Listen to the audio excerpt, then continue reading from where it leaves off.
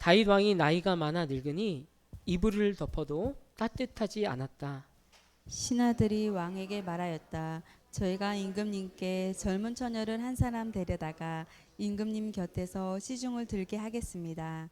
처녀를 시중 드는 사람으로 삼아 품에 안고 주무시면 임금님의 몸이 따뜻해질 것입니다.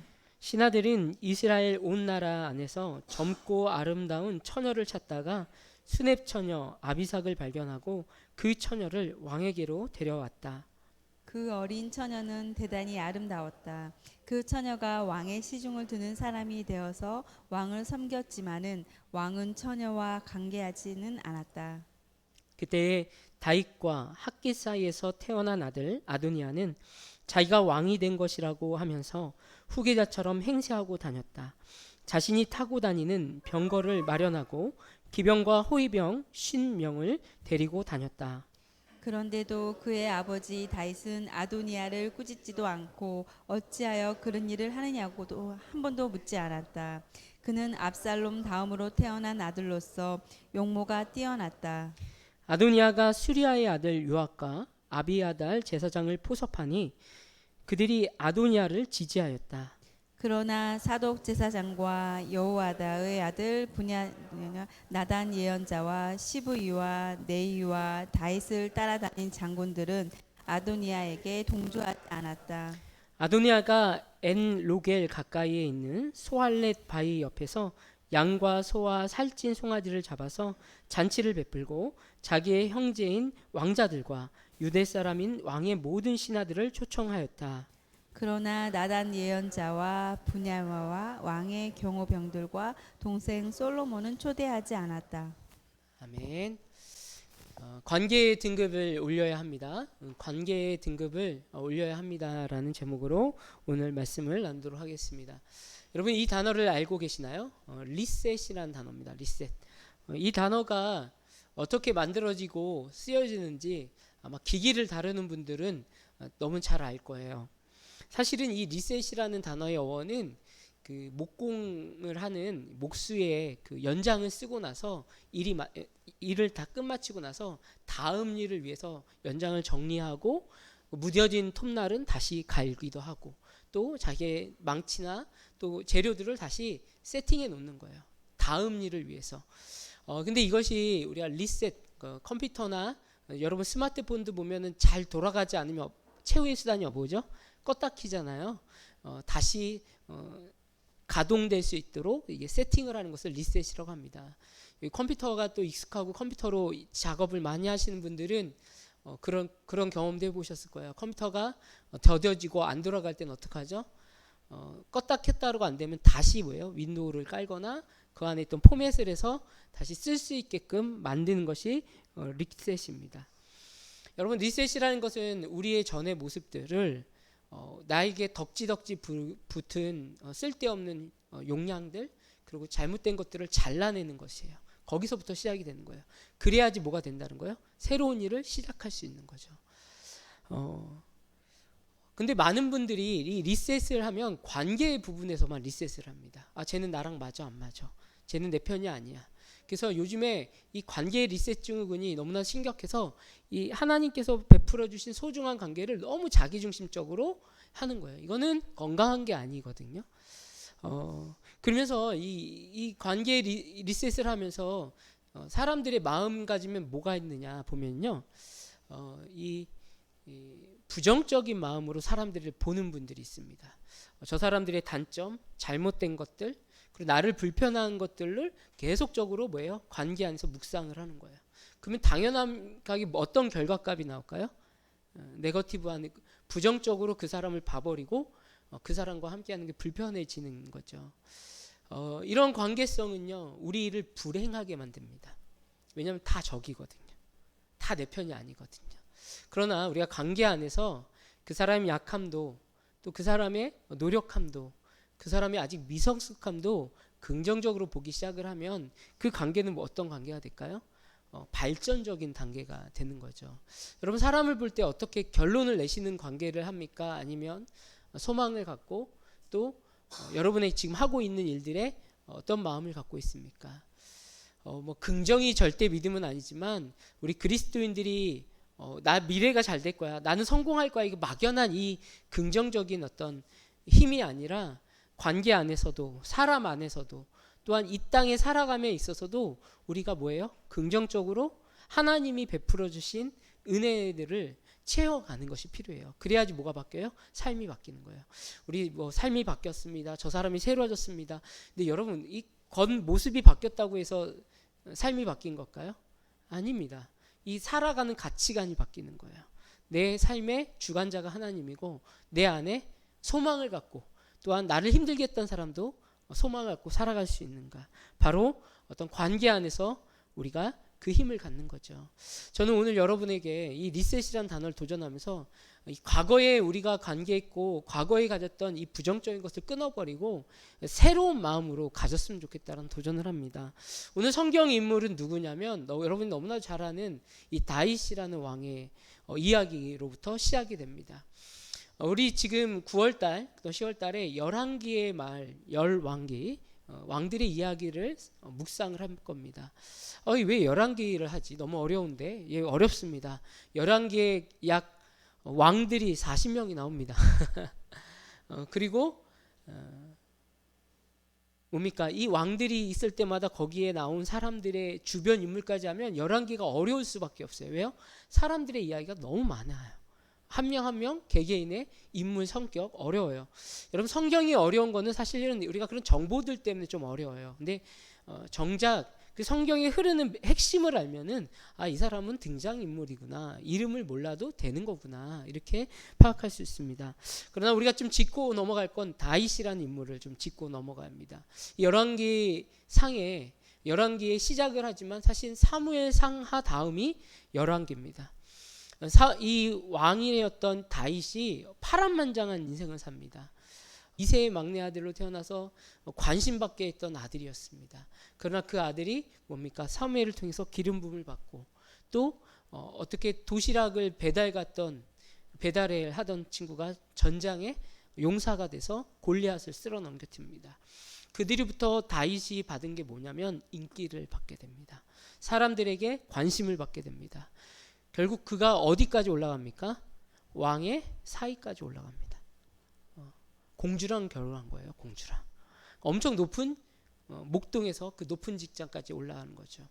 그런데요, 그가 겉으로 봤을 땐 성공한 인물이라고 하지만 사실 다윗의 인생에서 꼬이고 꼬인 시절이 바로 골리앗을 이기고 나서, 물리치고 나서 오는 삶의 무게였어요.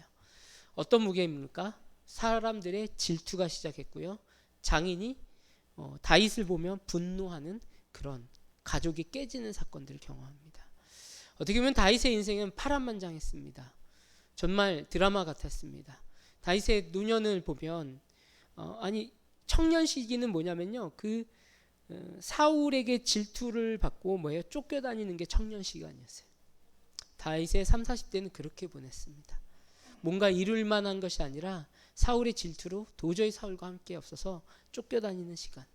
그 뒤에 다윗이 약 40년 동안에 이스라엘의 왕이 돼서 이스라엘을 통치합니다. 왕들 중에서 많은 인물들이 있지만 다윗은 그나마 장수를 한 편에 속합니다. 다윗이 약 70세에 운명을 죽게 되거든요. 이렇게 용맹하였고 군사였고 많은 이들을 끌어안았던 다윗. 근데 이 다윗이 이제는 몸이 쇠해지고 있습니다. 그의 삶의 온도가 떨어지고 있습니다. 여러분, 이 노년이 된다는 것은 의미가 있어요. 삶의 뭐예요? 리셋을 준비하는 기간이에요. 저는 한때는 치매 당하는 어르신들 보면 되게 마음이 아프고 그랬는데, 지금 인생을 살면서 좀 이해해 보면 치매도 만약에 여러분의 머리가 계속 좋아진다고 생각을 해보세요. 정보 그리고 어떤 안 좋았던 사건들이 여러분 뇌에 가득하다고 생각을 해보세요. 아마 노년에 됐을 때는 안 좋은 기억들로 뒤척이고 잠자리에 들기 힘들었을 것 같아요. 근데 하나님께서 뭐 하는 거예요? 리셋을 위해서 잊어먹을 것은 잊어먹고 또 행복한 것들을 기억하고 또 하나님 나라 갈 때까지 몸이 따라주지 않으니까 이제 어떤 기억력도 점점 좀 약화시키는 게 아닌가. 그래서 하나님의 역사는 자연스러우면서 뭐를 향해 있어요? 우리를 향한 배려를 향한 게 하나님의 역사예요. 지금 다윗은 그러한 시간을 맞이하고 있습니다. 이 리셋이 올 때. 근데요, 중요한 건 다윗에게 아쉬움도 있고 이 나라 또한 그 나라 극복해야 할 문제들이 있습니다. 우리가 삶으로 살아나갈 때 어떻게 우리의 마음과 생각을 해야 할까요? 같이 한번 읽어볼까요? 시작. 뭔가 마음을 따뜻하게 하는 선택을 해야 합니다. 여러분, 후회되는 일들이 있고 후회되지 않는 일들이 있을 거예요. 후회되지 않는 일들은 뭡니까? 사랑으로 결정한 일들일 거예요. 잠시 여러분에게 손해가 있어도 사랑을 위해서 결정한 일들은 비록 여러분의 삶에 조금은 번거롭게 할지 모르겠지만 후회되는 일이 아닙니다. 그러나 후회되는 일들은 무엇일까요? 내가 누군가를 짓누르고 나를 속이고 상황을 속였던 거짓이 나에게 훑고 지나갔던 시간들은 후회가 될 겁니다. 우리의 몸과 마음이 무엇으로 채워야 되는가? 바로 따뜻함이라는 거예요. 내가 조금 더 사랑할 수 있는 것, 조금 더 내 마음을 뜨겁게 할 수 있는 것으로 선택을 해야 합니다. 관계라는 부분이 현대인에게는 되게 어려워졌어요. 원래는 관계가 너무 자연스러운 거거든요. 현대 사회에는 자꾸 그 관계를 내가 저 사람을 통해서 어떠한 이익을 봐야 하는가, 저 사람 나에게 맞는가는 이런 기호와 이익이 붙다 보니까 이 관계가 어려워지게 됐어요. 사실 관계는요, 쉬우면서 행복한 게 돼야 합니다. 아멘.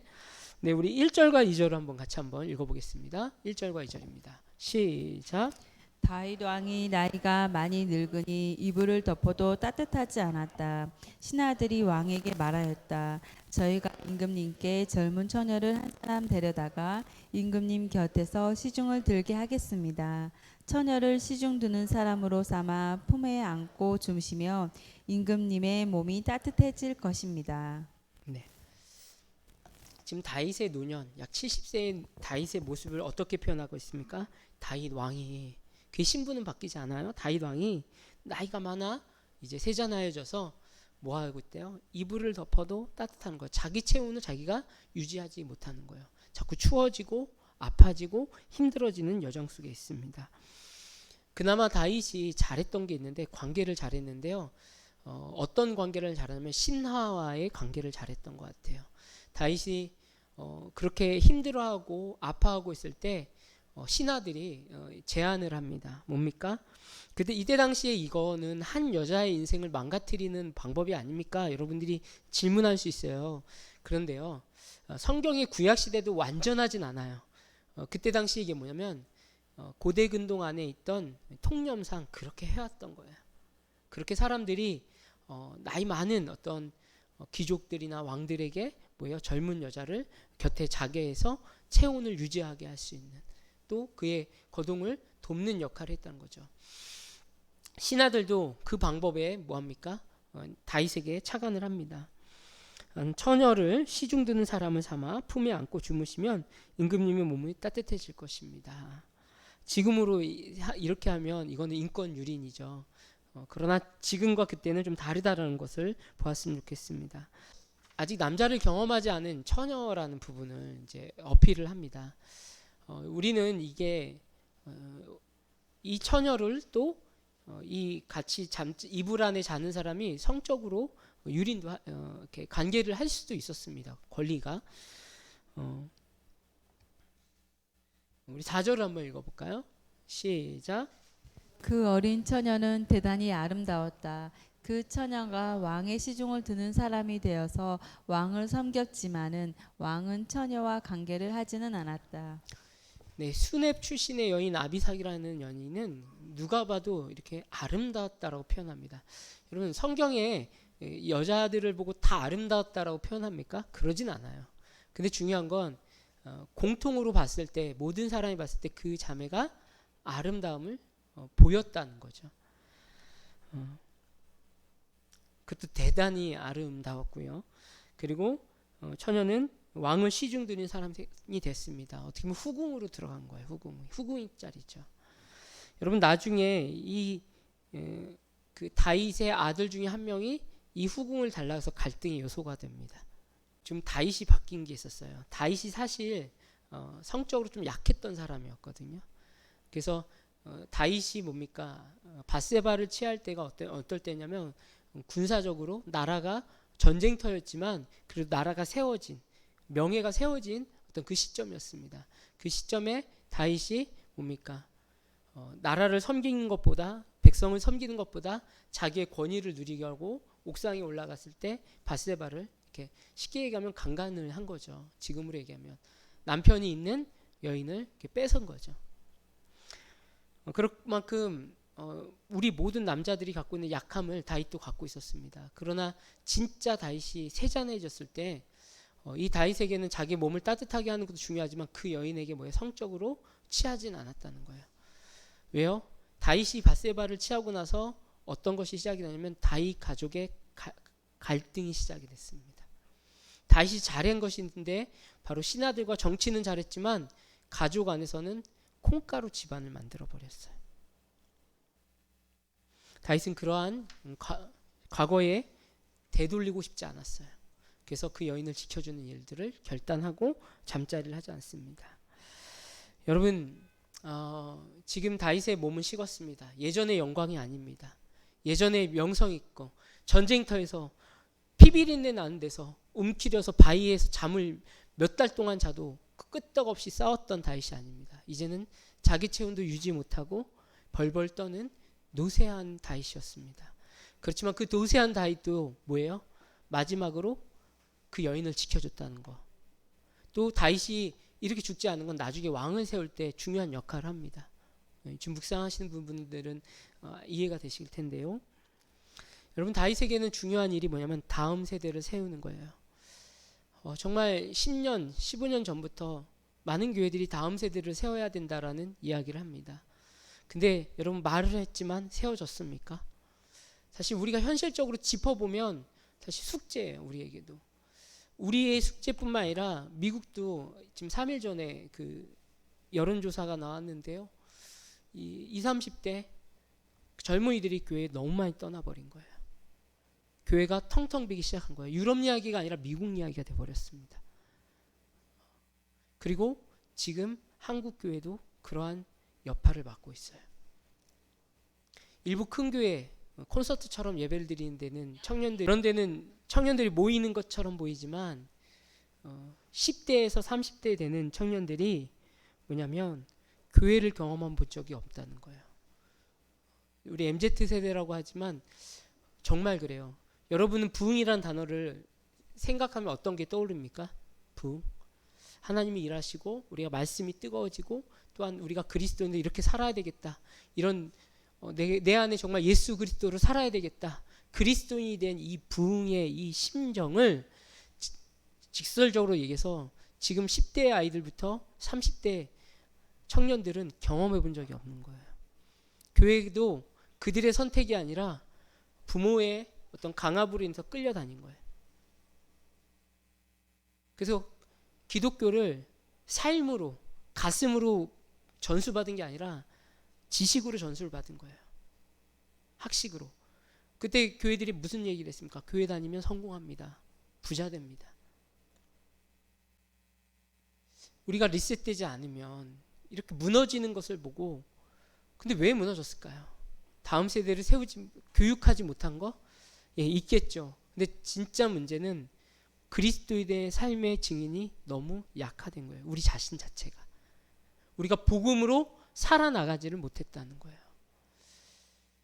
어떤 이 이야기는 한 교회를 비하하는 얘기가 아니라 10년 전만 해도 150여 명이 모였던 교회인데 이 교회 목사님은 지금 이제 80이 되셨어요.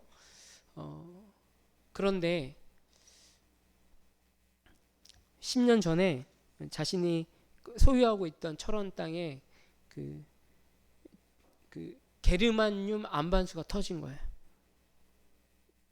그래서 대기업들이 와서 서로 그것을 몇백억씩 주고 사겠다 이런 어떤 도전을 하고 그리고 왜냐하면 이거는 정말 금액이거든요 거의.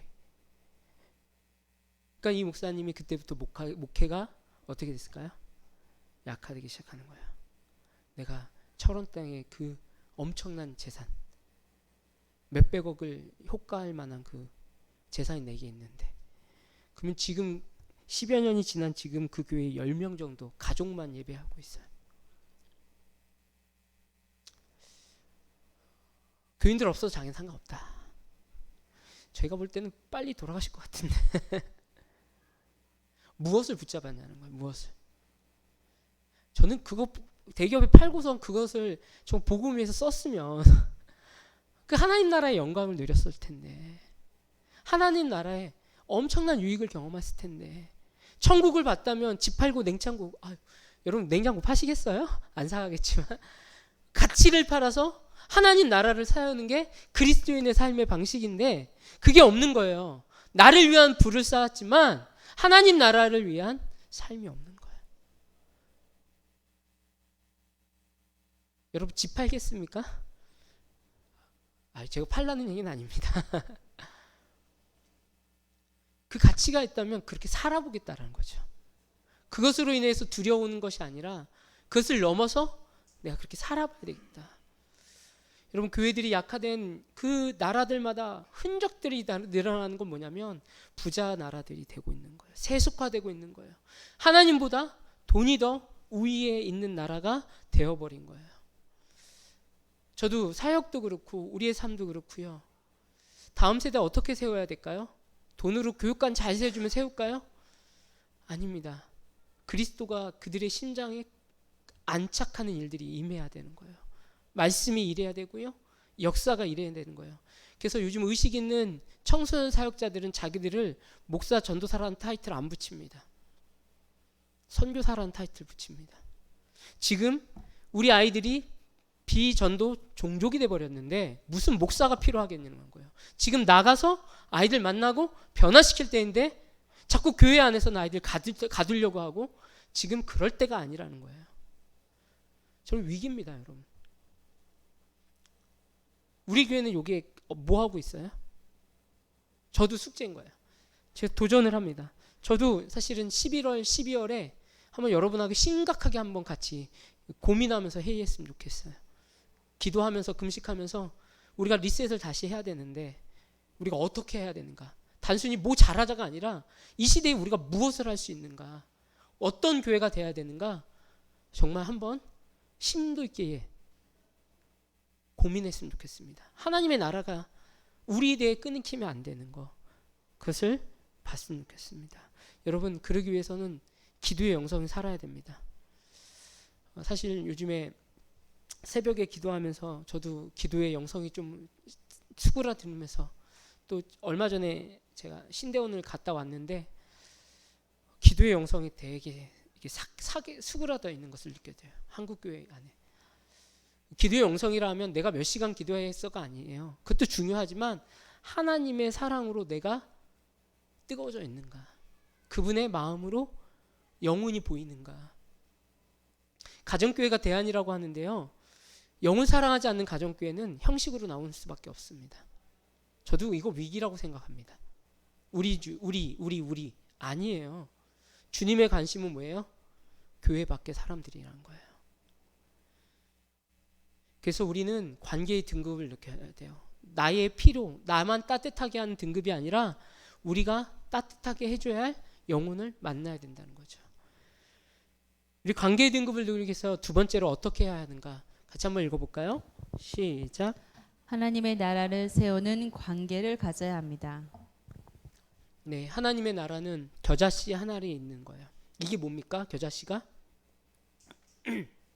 우린 작은 것, 조그만 것 아니에요. 겨자씨는 심으면 무조건 나는 DNA를 갖고 있어요. 여러분 씨는요, 땅에, 좋은 땅에 심으면 무조건 싹이 피고요, 살아나는 DNA가 있는 거예요. 말씀은 성도의 마음판에 심겨지면 하나님이 일하시는 DNA를 갖고 있습니다. 아멘. 하나님의 나라는 거기서부터 시작이 됩니다. 근데 우리의 마음이 지금 어떻게 되어 있어요? 가시밭이 되어 있고 돌짝밭이 되어 있고 길가가 되어 있어서 하나님 역사하지 않아요. 내 마음이 더 중요해요. 튕겨버리는 거. 하나님의 말씀은 약속으로 우리 가운데 임해야 되는 거예요. 여러분이 뭘 해서 될까요? 됩니다. 그 됨이 뭐냐면 여러분이 사랑의 흔적을 남기면 하나님 그 흔적을 사용하실 거라는 거예요. 우리 말씀 5절을 같이 한번 읽어보겠습니다. 시작. 그때 다윗과 학기 사이에서 태어난 아들 아도니아는 자기가 왕이 될 것이라고 하면서 후계자처럼 행세하고 다녔다. 자기가 타고 다니는 병거를 마련하고 기병과 호위병 50명을 데리고 다녔다. 다윗의 지금 다윗은 식어가고 있어요. 어떻게 보면 죽을 날을 기다려가고 있는데 반대로 아들 한 명이 뚝 튀어나오더니 이상한 짓을 하고 다니는 거예요. 바로 다윗과 학기 사이에 태어난 아들 이름이 뭐죠? 얘가 약간 돌았나 봐요. 도니야. 네. 다윗의 아들 중에서 다윗에게 왕 짓을 한 게 누구예요? 도니야. 아도니아가 바로 튀어나옵니다. 그리고 뭐예요? 이 사람의 마음엔 다음 순위가 자기라는 걸 알고 있는 거예요. 본능적으로. 자기가 왕이나 된 것처럼 후계자 행세를 갑질을 하고 다녔다는 거죠. 성경에는 그를 어떻게 표현합니까? 그가 자신이 타고 다니는 병거를 말이야. 지가 지말을 좋은 차를 더 탄 거죠. 의전용 차량을 만든 거죠. 그리고 기병과 호위병, 자기가 지나가기 전에 그 말로 자기를 에스코트하는 가드들, 보디가드들이 있고 호위병들이 있고, 근데 몇 명을 데리고 다닌다는 거예요? 50명.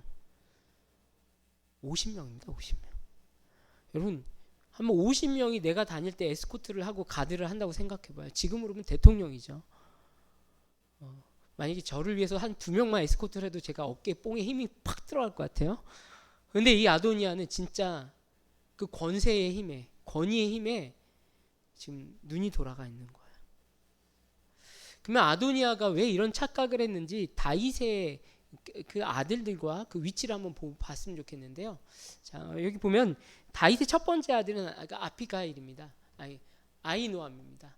여기에서 암논이라는 놈도 이 암덩어리 같은 놈이죠. 암논이 뭐합니까? 다윗의 그 압살롬, 미가의 딸, 미가죠, 미가를 뭐합니까? 겁탈하죠. 그래서 뭐합니까? 아들로서 미움을 받고 그 암논을 뭐예요? 처단한 게 압살롬이라는 세 번째 부인의 아들입니다. 그 아비가일은 여러분 잘 아시는 나봇의 포도원에서 그 지혜롭게 뭡니까? 이야기했던 그 여인을 아비가일입니다. 그 여인에게 나온 이 길라암인데, 길라암은요 성경에 그냥 지나가요. 근데 많은 성경학자들이 이야기하는 건 뭐냐면 길르암은 뭐다? 그냥 지병이 있어서 빨리 죽었을 것이다. 그렇게 해석하고 있습니다. 그러니까 실제적으로 보면 암논은 압살롬이 죽였고, 둘째 아들은 병이 걸려서 없고, 그리고 셋째 아들은 반란을 일으켜서 뭐입니까? 그 요압이라는 장군에게 목이 베어서 죽고. 그러니까 바로 누가 남아요? 도니아가 남는 거예요. 이제 왕이 될 아버지가 죽어감이 나에게 희소식이 돼버린 거예요.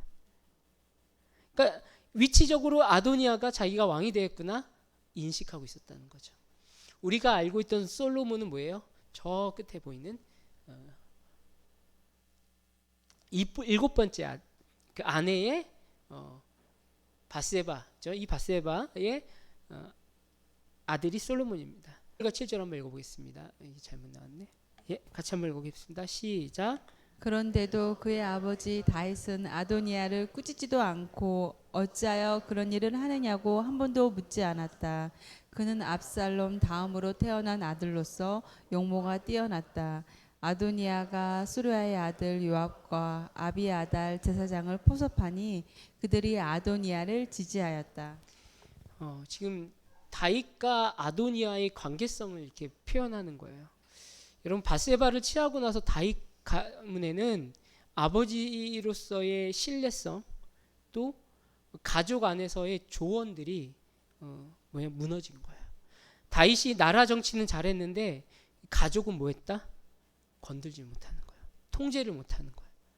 그리고 자녀들의 이 말은요, 우리가 읽었던 어찌하여 그런 일 하고도 한 번도 듣지도 않았다. 이것 누구에게도 그래요? 압살롬에게도 이렇게 해요. 그래서 이걸 표현한 성경 구절이 있습니다. 뭐냐면 자녀들에게 훈육하는 것이 다윗에게는 없었다는 거예요. 무엇이 옳은지 이렇게 하면 안 된다라고 컨트롤 타워가 되어주지 못해요. 왜냐하면 다윗에게 자녀들은 숨고 싶은 존재들이었기 때문에. 이 아도니아에 대해서 성경은 아주 용모가 단정하고 잘생겼다고 표현합니다. 그런데 이 아도니아는 머리도 좋습니다. 지금 사실은요, 아도니아가 포섭한 사람들이 누구냐면 요압이라는 사람 첫 번째. 이 사람은요, 실질적으로 왕만 안 달았지 가장 권력이 셌던 군대 장관이었어요. 그러니까 국군 통수권자예요, 거의. 그리고 전쟁터에서 지금 싸울 수도 있는 거예요. 그리고 다윗의 절친이었습니다. 그래서 여러분, 실제로 왕이 허락하지 않았는데도 왕이 이랬어요. 살려주고 데리고 와라. 근데 이 군대 장관이 자기 마음에 안 들어요. 그래서 죽여버려요. 데리고 오다가. 그래 놓고서 왕한테 떳떳이 얘기해요. 내가 오다가 죽였습니다. 근데 이거 뭐예요? 다르게 얘기하면 반역이잖아요. 근데요, 이 요압은요, 그냥 다윗이 그러냐, 그럴 정도로 권력이 강했던 사람이에요. 다윗도 함부로 뭐 하지 못해요? 컨트롤하지 못한 사람이에요. 그러니까 이 아도니아 입장에서 요압은 엄청나게 필요한 사람이란 거예요. 그리고요, 다윗과 요압이 뭐예요? 정치 성향이 좀 달라요. 다윗은 어떻게든지 뭐냐면 유화장 제거 쓰거든요. 요압은 뭐냐면 내 편 아니면 다 죽여버려요. 내 편 아니면 싸그리 빠그리 없앤다. 근데 이 아도니아 생각에도 뭐예요? 이 요압만 포섭을 하면은 내가 나중에 왕이 되었을 때 이 다윗의 끈적끈적했던 이 쪼무레기 아들들 권력들을 뭐 할 수 있다? 다 처리할 수 있다라는 걸 확신했다는 거죠. 그래서 누구보다도 자기의 필요에 맞는 요압을 선택해서 그와 친해지는 거예요. 내가 왕이 되면 요압 장군님, 군대를 내가 세우겠습니다. 군대의 뜻대로 하겠습니다. 저를 밀어주십시오. 또 제사장인 아비아달은 다윗과 절친이었지만 그리고 나름 이렇게 절개가 있던 사람이에요. 다윗의 그 도망 다닐 때 도와줬던 사람입니다. 그러나 이 사람에게는 그 인사이트, 또 나단처럼 하나님의 음성을 듣는 건 좀 약했어요. 종교적인 의식은 잘 할지 모르겠지만 하나님의 음성을 듣고 하나님 뜻이 무엇인지를 판별할 수 있는 능력이 있는 사람이 아니었어요. 그러니까 이 아도니아가 생각했을 때 이 아비아달을 보면 자기가 시킨 것들로 잘 따라오겠다라는 거예요.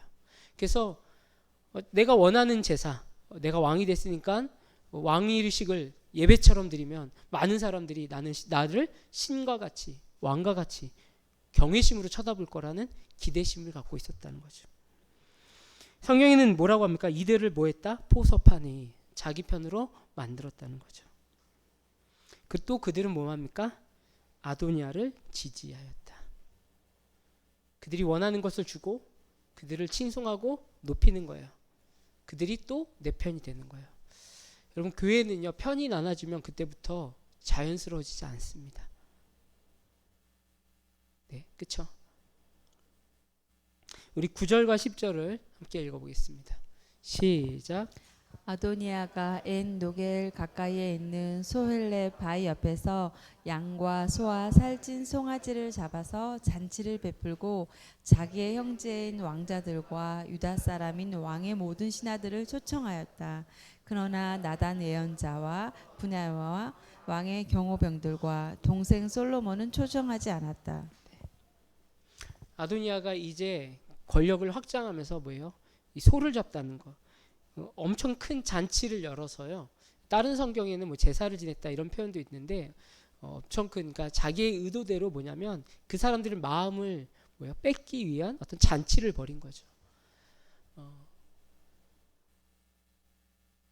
그리고 자기의 형제들 왕자들과 유다 사람인 왕의 모든 신하들을 초청해요. 이제 다수당을 만드는 정치를 하는 거예요. 많은 사람이 내 이야기를 듣고 내 의중을 따라야 하는 정치력을 만들고 있었다는 거예요. 근데요, 성경의 10절에는 아도니아가 실수하고 있다는 걸 딱 보여줍니다. 그러나 하나님의 음성을 듣는 예언자 나단은, 하나님 메시지가 있는 사람은 필요 없다. 그리고 충성스러웠던 다윗에게 목숨까지도 바치고 정말 신실하고 충성스러웠던 브나야 왕과 경비 호위병들, 그들은 아도니아에게 충성을 하지 않을 걸 알기 때문에. 그리고 가장 큰 건 뭐냐면 의도적으로 다른 동생들은 다 데리고 갔지만 뭐예요? 솔로몬은 초청하지 않았다는 거예요. 여러분 사실은요, 솔로몬은요 다윗이 성전을 지려고 했잖아요. 아주 군사력이 막강했을 때 성전을 지겠습니다. 그때 뭐 합니까? 하나님께서 나타나셔서 스톱. 너는 너무 많은 전쟁과 그 분노심이 많아서 너를 통해서 예배당을, 그러니까 성전을 짓지 않겠다. 그러나 네 아들 솔로몬을 통해서 내가 그 성전을 짓는 것을 완성시켰다. 하나님께서 솔로몬을 지목해서 그 다음의 왕은 솔로몬이다라고 약속하셨어요. 그러니까 이거 몰랐을까요, 아도니아가? 알고 있었죠. 그러나 하나님의 뜻보다 정치력으로 자기가 원하는 것들을 소유하고 싶었던 거죠. 그것을 분명히 알고 있는 사람이 나단입니다. 아마 오늘 묵상했을 때 나단과 뭡니까? 밧세바가 그 왕에게 이야기하냐, 당신이 당신의 입으로 다윗 왕을 세운다고, 솔로몬을 세운다고 했는데 이거 지켜야 합니다. 지금 아도니아가 지금 이런 일을 벌이고 있습니다. 보고를 하지 않습니까? 근데 그 죽음 직전에 있던 다윗이 뭐합니까? 힘을 발휘해서 어떻게든 뭐합니까? 지금 다음 세대를 세우는 거예요. 솔로몬을 세웁니다. 다행히 무사히. 이게요 구테타가 될 수 있고 반란이 될 수 있었는데 뭐합니까? 다윗이 하나님의 약속을 기억하고 그것을 지켜 행했을 때 전쟁이 아니라 솔로몬의 왕이 된 것이 자연스러워졌다는 거죠. 우리도 마찬가지예요. 자꾸 우리가 전투적으로 뭘 하겠다, 무엇을 뭐 인위적으로 하겠다가 아니라 우리는 뭘 해야 돼요? 하나님 뜻 안에 있어야 되는 거예요. 그러면 뭐 하는 거예요? 하나님의 나라가 임하는 거예요. 아멘. 제가 우리 다음 세대를 위해서 여러분 투자하십시오. 헌금하십시오. 우리 비전 센터를, 비전 공간을 만들겠습니다. 이런 거 안 해도 돼요. 근데 뭐가 있어야 돼요? 우리 가운데 하나님 메시지가 있어야 돼요. 이 아이들을 통해서 어떻게 내가 친구들이 되어주고, 또 우리 정말 식어가져가는 영혼들을 향해서 어떻게 살아갈 수 있는 이 메시지가 있어야 돼요. 아도니아가 왜 나단을 부르지 못합니까? 악인은 의인의 길에 서지 못하고 그 자리에 앉지 못해요. 하나님 말씀이 있는 곳에 그들은 앉지 못해요. 왜? 자기가 원하는 나라가 있기 때문에. 여러분, 우리가 원하는 나라 세우는 것이 교회의 목적이 아닙니다. 하나님 나라를 세우는 게 교회의 목적입니다. 아멘. 그러려면 다시 소통을 해야 합니다. 진정한 소통은 영적인 것부터 소통이 돼야 돼요. 그들을 위해서 기도하는 기도의 문이 열려야 돼요. 하나님 그냥 부흥을 주세요, 뭘 해주세요가 아니라 저 아이들을 위해서 제가 할 수 있는 게 뭡니까? 하나님, 저 아이의 진정한 필요가 뭡니까? 또 우리가 섬기는 VIP들의 진정한 필요가 무엇입니까? 저는 기도가 먼저 돼야지 영혼 구원이 된다고 믿습니다. 아멘. 근데 우리가 이걸 놔버려요. 저도 보니까 지금 제 9월달 기도 제목이 뭐냐면 진실한 기도, 그리고 진실한 말씀 읽기예요. 그래서 VIP들을 위해서 그 새벽마다 기도했던 거 다시 회복하고 한 사람 한 사람 이분을 불러가면서 고백하는 거. 진정한 영적인 소통을 이뤄나가는 겁니다. 여러분, 이런 영적 소통 하고 계신가요? 하셔야 합니다. 그래야 우리 영혼이 살아요. 죽을 것 같았던 다윗이 뭐예요? 하나님의 메시지를 기억했을 때 끝까지 완수했던 것처럼 그 말씀의 약속을 포기해서는 안 된다는 거예요. 그러려면 우리 안에 회복돼야 할 게 있는데 바로 우리의 신분이 회복돼야 돼요. 제가 한국교회를 보면서 이런 걸 느꼈어요. 교회 안에서 권사님, 장로님, 집사님, 리더님, 순장님, 목자님, 교회 안에선 그래요. 여러분, 세상 밖으로 나가면 여러분 뭡니까? 아저씨, 아줌마입니다. 어이 그럴 수도 있고요, 야 그럴 수도 있고요, 아줌마라고 부른다. 청년, 그리고 좀 나이가 어린 사람, 언니, 오빠. 저는 이 호칭의 회복이 임해야 된다고 생각합니다. 여러분이 이런 호칭이 있을 때도 뭐 해야 돼요? 사랑할 수 있는가? 교회 안에서 교인들에게 잘해주는 건 그건 교회 안에서 매너 정도예요. 정말 우리가 세상에서 이런 호칭을 받고도 사랑할 수 있는가? 제가 보니까 전도대 사자들이 보면요, 목사님 하면 이미 조금 감이 멀어진 거야. 오빠, 야, 형 이랬을 때 뭐예요? 그 관계가 살아있는 관계. 근데요 여러분, 우리 그리스도인들이 이런 호칭을 받을 때, 동료, 뭐 과장님, 뭐 부장님, 대리님 이런 호칭을 받을 때 우리의 신앙이 너무 약화되어 있어요. 교회에서는 뭔가 되는 것 같은데 그런 호칭이 불려줄 땐 우리는 너는 악마고 거룩하지 않아, 나는 하나님의 자녀야, 쓸데없는 이분법으로 살아가고 있다는 거예요. 믿음은 어디에서 살아야 돼요? 세상 가운데서 그리스도의 자녀로 사는 게 믿음입니다. 저는 이 신분이 회복되어야 된다고 믿습니다. 목사님 했을 때가 더 파워풀한 게 아니라 야 임마 할 때 내가 그리스도인처럼 느껴지고 사라져야 되는 거예요.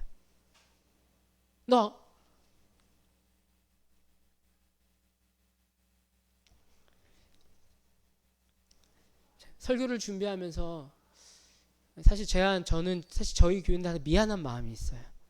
조금은 미안한 마음이 있어요.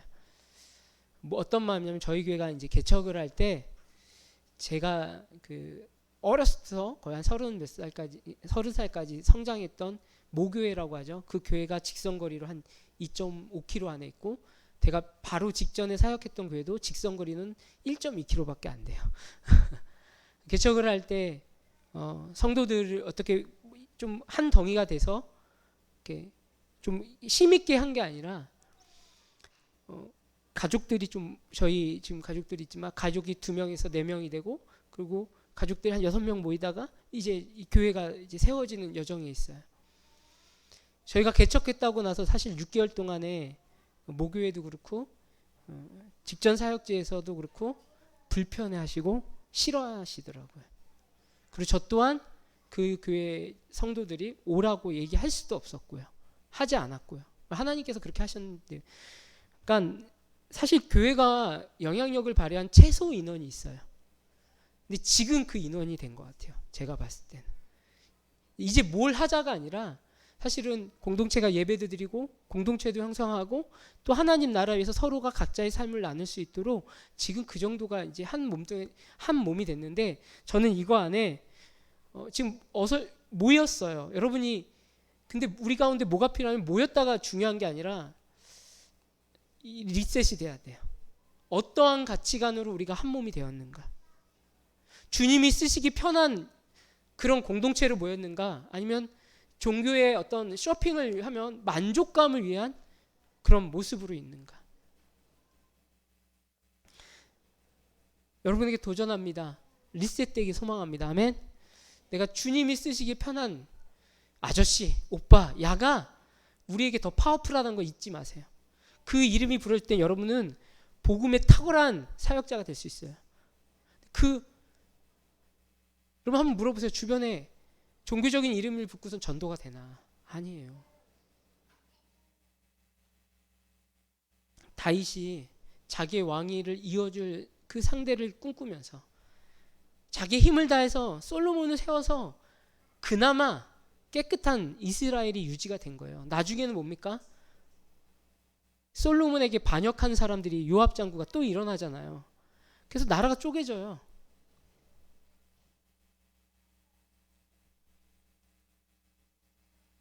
말씀을 정리해 보면 지금은 우리는 관계의 홍수 속에서 살아갑니다. 근데 이 관계의 홍수 속에서 여러분 어떤 관계? 나만 편하고 쉬운 관계만 추구하고 있습니까? 여러분 그거 가운데 은혜를 더하시길 소망합니다. 그 은혜로 여러분이 따뜻함을 줄 수 있는 관계를 만드십시오. 따뜻함이 주어질 수 있는 관계는요, 생각지도 않은 것을 해주는 거예요. 생각지도 않은 것을 역사하는 거예요. 제가 보면요, 그 두렙돈을 헌금했던 여인이 나오잖아요, 성경에. 사실은 그것을 파보면은 어떤 거냐면 그 여인의 점심 도시락 한 끼 정도의 식사 비용이에요. 3,000원 정도. 그 비용을 뭐예요? 하나님께 예물을 드렸다는 거예요. 근데 그것을 지금으로 표현하면 여러분이 한 끼를 굶고 옆에 친구들에게 도시락 사주고선 그냥 난 괜찮아 피해줄 수 있는 배려가 있느냐는 거예요. 요즘에 너무나도 마음이 무너져 있어요. 자기밖에 안 보여요. 내가 불러야 되고 나만 채워야 되는 것이 이 세속화된 시대 가운데 아주 그리스도인들조차도 그렇게 되어버린 시대가 이 시대입니다. 여러분의 마음의 온도를 높이십시오. 부드러운 마음을 가져서 내가 하나님의 약속으로 끝까지 그 사랑을 나누겠노라. 우리의 특권은 뭐예요? 하나님의 자녀가 되는 거예요. 하나님의 사랑으로 무장하는 거예요. 스토리교에 남는 희망은 그거밖에 없습니다. 찬양팀 다른 교회 더 잘하고요. 설교 다른 교회가 더 좋아요. 근데 우리가 주님으로 리셋이 될 수 있는가? 그거 안 하면 우리는 살아남을 수 없습니다. 저와 여러분이 그런 공동체를 꿈꿨으면 좋겠습니다. 도전합니다. 큐티 세미나 모두 참석하시고 가시기를 소망합니다. 아멘. 하나님 아버지 고맙고 감사합니다. 이렇게 말씀을 통해서 우리가 어디로 가야 할지 무엇을 해야 할지 길을 보이시고 기도의 시작을 열어주셔서 감사합니다. 지금도 혼자 일어날 수 있는 힘이 없어서 누군가의 손이 필요하고 관계의 단절과 육신의 질고와 삶의 통증 때문에 견딜 수 없는 형제 자매들이 있습니다. 하나님, 우리 교회가 존재하는 이유는 그들의 친구가 되게 하여 주시고 교회의 신분과 역할이 아니라 그들과 함께 하나님의 나라를 세울 수 있는 믿음의 믿음을 더하여 주시옵소서. 우리 사랑하는 성도들이 더 건강해지기 원합니다. 더 영적인 힘이 있기 원합니다. 메시지가 있는 삶을 살아가게 하여 주시옵소서. 지금은 우리의 죄를 용서하신 예수 그리스도의 구속의 은혜와 하나님 아버지의 지극하신 사랑하심과 성령님의 교제 교통하심이 이곳에 앉아있고 함께 예배를 드리고 또한 영상으로 예배한 모든 이들에게 있기를 주님의 이름으로 축원하옵나이다. 아멘.